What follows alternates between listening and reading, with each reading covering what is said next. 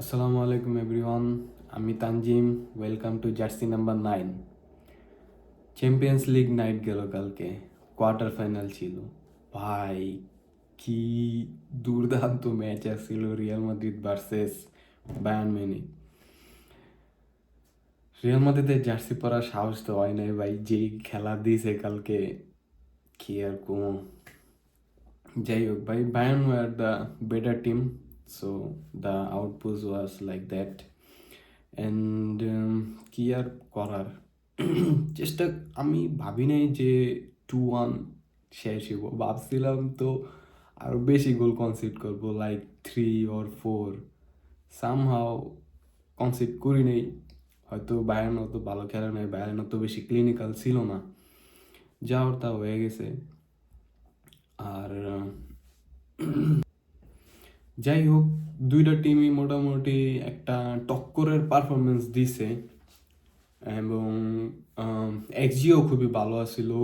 2.2 আসছিল মাদ্রিদের, 2.9, অলমোস্ট 3 চলে গেছিল বায়ার্ন মিউনিখের।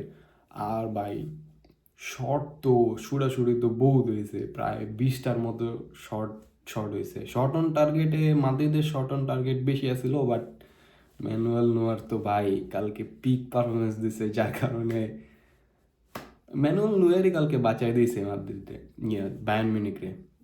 আর যদিও একটা শট অন টার্গেট কম আসছিল, বায়ার্ন মিউনিখের 8টা শট অন টার্গেট আসছিল, কিন্তু বায়ার্ন মিউনিখ মাদ্রিদের ডি বক্সে অনেকগুলো টাচ লইছে ভাই। এক একটা টাচ মনে করেন আত্মা কাঁপাই দিতেছিল, এমন অবস্থা। কেমনে কেমনে যে মিস করছে, আল্লাহ ভালো জানে। ফুটবলে আসলে আমরা দুই ধরনের প্লেয়ার দেখতে পারি। একটা হইলো যারা মেন্টরে এমনভাবে ফলো করে, জাস্ট যেন তারা মেন্টরের যতগুলা স্কিল আছে, যতগুলা ট্রিট আছে, ওগুলা নিজের ভিতরে আনতে পারে।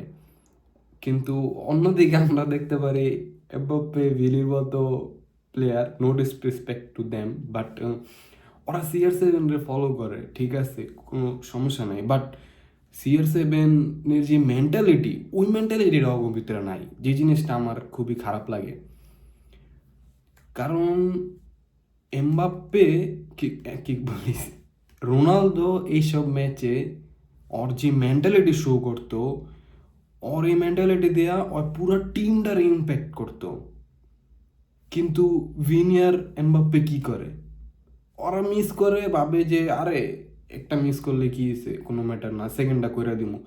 এইডি করতে করতে করতে করতে ভাই, এই সিজন, গত সিজন এতগুলা ইজি ইজি চান্স মিস করছে, 1v1 চান্স মিস করে গোলকিপারের লগে। এটা যদি মনে পড়ে ভাই, শরীরটা জ্বলে, ঠিক আছে। ওরা ওরা শুধু ভাই CR7-এর ভাইবটাই লইছে, বাট CR7-এর যে মেন্টালিটি, এটা এখনো নিতে পারে নাই। ভিনি ভিনি ঠিক আছে, ভালো খেলছে অনেকগুলা সিজনে, বাট বাট সবসময় আপনি ওই যে কমফোর্ট জোনটা পাইবেন না। সব কোচ আপনার কমফোর্টেবল সিচুয়েশন কইরা দিব না।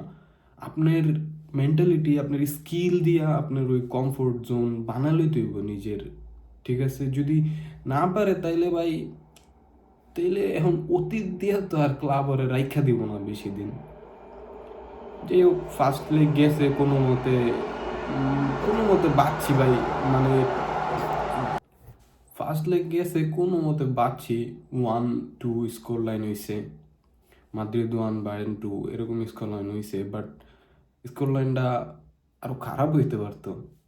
যেই না সেকেন্ড হাফে এরিয়াতে আলিয়ান্স এরিনাতে কি করবো মাদ্রিদ, কোনো আইডিয়া নেই। চুয়ামিনি তো খেলবো না সেকেন্ড লেগে, ইয়েলো কার্ড খাইছে একটা।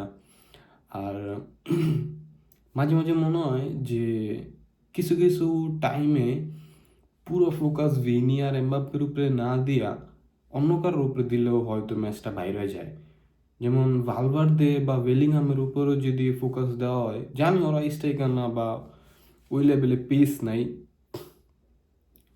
তারপরেও যদি অগ উপরে ফোকাস করে ম্যাচটা কোনোভাবে করা যায়, তাইলে একটা ডিফারেন্ট আউটকাম বেরোতে পারে। তখন ভিনি আর এমবাপ্পের উপরে প্রেশার তো থাকবই, আবার দুইজনের উপরে অপোনেন্ট টিমের প্রেশার দিতে হইব। তো যেটা অপোনেন্ট টিমের লেগে অনেক বেশি ডিফিকাল্ট হয়ে যাব। কিন্তু এখন তো ফুটবল আসলে আগের মতো নাই। ফুটবল এখনকার কেউ এখন তো আর ফুটবল আগের মতো নেই। এখন ফুটবল হয়ে গেছে টেকটিক্যাল, ফুটবল হয়ে গেছে প্রমোশনাল, ফুটবল হয়ে গেছে বেটিং সিস্টেম। সো এটি এসব করে লাভ নাই। তো সেকেন্ড হাফে ভালো খেলবো, সেকেন্ড লেগে ভালো খেলবো, এটাই আশা করি মাদ্রিদ। আর আরেকটা বিষয় যেটা হইলো, এটা একটা কনস্পিরেসি থিওরি কইতে পারেন বা একটা একটা ফ্যান মেড থিওরি কইতে পারেন যে যখন মাদ্রিদে মেহেন্দি খেলে, মাদ্রিদ কেমনে কেমনে জানি কোয়ালিফাই কইরা লয় নকআউট রাউন্ডে। এত এত কঠিন কঠিন ম্যাচ যেটি আটকে থাকে, ওইসব ম্যাচ হয় খেললে বাইরে যায় কেমনি জানি। তো সেকেন্ড হাফে যদি ওরে খেলায় হয়তো বা কিছু হয়েও যেতে পারে, ম্যাজিক ট্যাজিক কে জানে। যাই হোক, কারেরাস কারেরাসের প্রতি কোনো ডিসরেসপেক্ট নাই, বাট এটা একটা কিছু আছে না যে আমরা বিশ্বাস করি যে আরে এটা করলে মনে হয় ওটা হয়ে যেত, তো এটা একটু ওইরকম। বায়ার্নের টিম নিয়ে যদি কথা কই, বায়ার্নের টিম নিয়ে কথা কর কিছুই নেই। কোম্পানি, আমি কোম্পানির প্রথমে অনেক ক্রিটিসাইজ করছিলাম। আমি আমার ফ্রেন্ডগুলোকে কইতাম যে কোম্পানি তেমন একটা ভালো না, বেশি দূর যাইতে পারবো না। বাট আই এম সরি ভাই, আমি রং আসছিলাম। কোম্পানি যে কি জিনিস এটা আম করে দেখা দিছে কালকে। যাই তো, এটা তো গেলই। এখন ম্যানুয়াল নোয়ারের আসলে কি কমু, সবাই ম্যানুয়াল নোয়ারের প্রশংসা করতেছে। 40 ইয়ার এজে ভাই কি আগুন লাগাইতেছে। আর অলিসে ভা অলিসে ভাই কি প্লেয়ার। অলিসের ব্যাপারেও কিছু কম নেই। কালকে কারেরাসরা যেমনি নাচাইছে, যে শুধু ফিনিশিং করে নাই, ফিনিশ দিলে তো মাদ্রিদ পুরা একদম মাদ্রিদে পুরা পিড়ায় লাইতো, মাদ্রিদে পুরা হাগায় লাইতো এমন অবস্থা যদি অলিসে ফিনিশ করতো কালকে। হ্যারিকেন সেম, হ্যারিকেন আর লুইস ডিয়াসরে যেটা লেয়া কিনছিল আর ওটা কইরা দিছে কালকে। তো ওভারঅল ভালোই আছিল। উপামেকানোর যে গোলটা মিস হয়েছে, উপামেকানো ডিফেন্ডার, ওই কি গোল দিব, শর্ট লইছে এটাই বেশি। উপামেকানো মুসিয়ালাও মোটামুটি ঠিক আছে, বাট আমার মনে হয় সেকেন্ড লেগে মুসিয়ালা অলিসে ওরা ভাই মাদ্রিদে কোনো চান্সই দিব না। আর হ্যারিকেন তো আছেই ফিনিশ করার লেগা, আর উপর আবার লুইস দিয়াসও যুক্ত হয়েছে। উফ ভাই কি টিম বায়ানের। মাদ্রিদের টিমও খারাপ না, কিন্তু কি দিন খারাপ যেতেছে। তো যাই হোক, সেকেন্ড লেগে দেখা যাক কি হয়। সেকেন্ড লেগ কি ভাই ম্যাচ ডিসাইডার। সেকেন্ড লেগ কি ডিসাইড করে, সেকেন্ড লেগ কি ডিসাইড করে দিব কে সেমিফাইনালে যাইতেছে। সেমিফাইনালে যাও কি শান্তি আছে ভাই।